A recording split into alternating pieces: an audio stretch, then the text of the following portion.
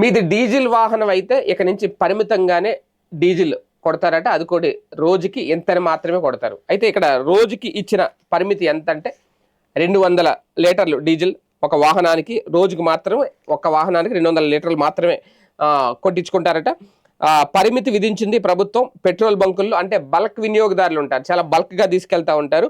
అలాంటి వాళ్ళు రోజుకి వాహనానికి గరిష్టంగా 200 లీటర్లు మాత్రమే డీజిల్ విక్రయించాలని ఆదేశించింది. పారిశ్రామిక వాణిజ్య సంస్థాగత వినియోగదారులు ఇకపై బంకుల నుంచి పెట్రోల్ డీజిల్ కొనుగోలు చేయడాన్ని పూర్తిగా నిషేధించారు.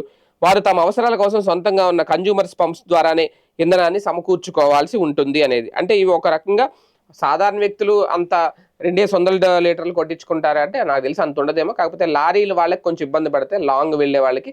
కాకపోతే అంటే వాళ్ళ నెంబర్ ఎంటర్ చేస్తారా మరి ఏంటో, అది ఎలాగ సాధ్యమవుతుందో. ఎందుకంటే రాష్ట్రాలు దాటుతారు నేషనల్ పర్మిట్ ఉన్న వెహికల్స్. వాళ్ళు ఖచ్చితంగా వందల లీటర్లు అయితే కొట్టించుకుంటారు డీజిల్స్ లోడ్ వెహికల్స్ ఉన్నప్పుడు. కానీ అది 200 లీటర్లకు మించి కుదరదు అంటే ఆ వెహికల్ నెంబర్ ఏమైనా ఎంటర్ చేస్తారేమో. అలా అయితే కనుక కాస్తంత ఇబ్బంది అయితే ఎదుర్కొంటారు. కాకపోతే డీజిల్ని చాలా జాగ్రత్తగా వినియోగించుకోవాలి అనే నేపథ్యంలోనే కేంద్ర ప్రభుత్వం ఈ పరిమితిని అయితే విధిస్తోంది.